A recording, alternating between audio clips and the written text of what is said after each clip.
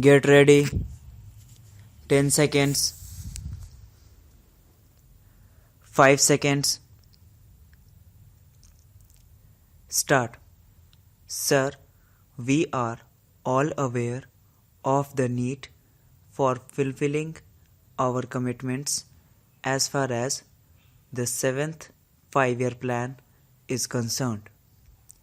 I am sure everyone is also willing to sacrifice for the cause of the country, a cause which must override all individual, communal, provincial, or even petty political considerations. Money has to be found and found primarily within our own borders, for in the long run, a nation has to stand on its own strength. The finance minister has therefore rightly said that everyone, rich and poor, has to shoulder the great burden if we are to achieve our aims and objectives. But while everyone is and must be willing to put his shoulder to the wheel, he can only do as much as is commensurate with his strength. Has that strength been appraised aright, and what will be the consequences if the burden is more than any sector can bear? The cost of living has gone up considerably. We are told that prices have gone up because the purchasing power of the people has increased. Has the purchasing power of the people increased pari passu with the rise in prices?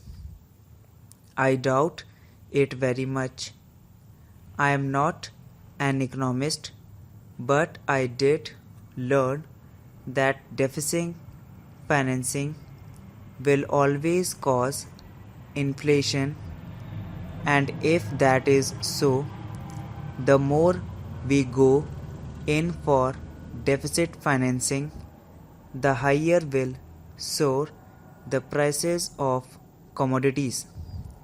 Women are said to be poor financiers. As a woman, I admit that with the large majority of my sex, I know nothing in regard to the theory of high finance.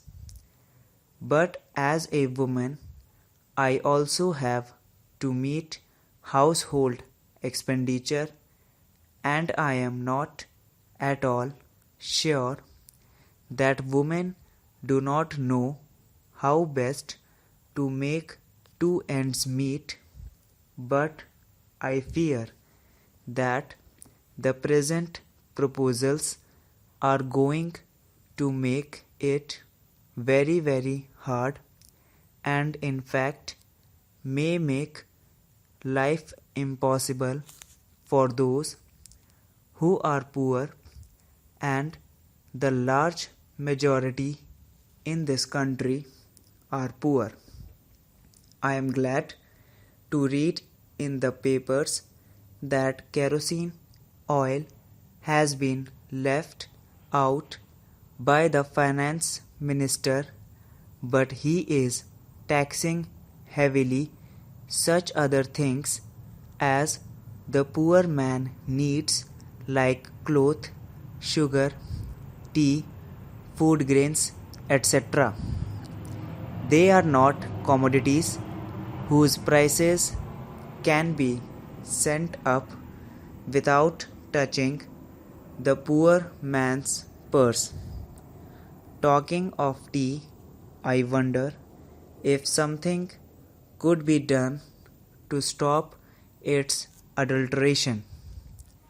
Now, food cannot continue to be doled out to the poor forever with promises of subsidy, whether by rupees 200 crores, which the Honorable Finance Minister is going to put aside for supplementing the food needs of the nation, or by fair price shops.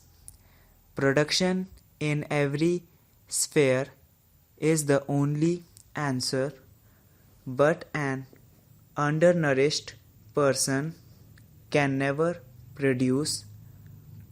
Why has the lowest income rate for taxation been lowered to the extent of making life still harder for the poor man? I think everybody who has anything to do with expenditure today realizes that rupees 1000 per month for a family is nothing at all. Take a man who has got to feed himself, his wife, and 3 or 4 children, and perhaps this father and mother who are dependent on him. How can he possibly pay taxation on this small income? The price of the postcard has been raised. Why? The rise in railway fares too is going to hit him. The poor, sir, should be made less poor. That should be the objective of every government, but I fear greatly that the present budget proposals are going almost the other way in many directions, on the assumption of the fulfillment of a plan which might itself indeed break on the rock of finance. Sir, I have said I do not believe in destructive criticism, or at any rate I said I would offer some constructive criticism. Now, there is no one who sympathizes with the finance minister in his efforts to raise money, but will be willing to listen to other ways and means which will not hit the poor man quite so hard. Instead of raising the post card rate, why cannot the price of the stamped envelope be raised from 1 rupee to 2 rupees? I would not mind even if the cost of the reply post card was raised to 1 rupee, but I object strongly to the cost of the single postcard, whether local or internal, being increased. I do not know what the yield from such a measure, that is, raising the cost of the envelope from 1 rupee to 2 rupees, will be, but I imagine it will not be less than the tax on the postcard. I believe I am right in saying that our civil aviation rates are less than those in the world. The aeroplane up to date is the rich man's means of convenience. Why cannot airfares be raised rather than railway fares? Sir, I may be pardoned for saying so in this house.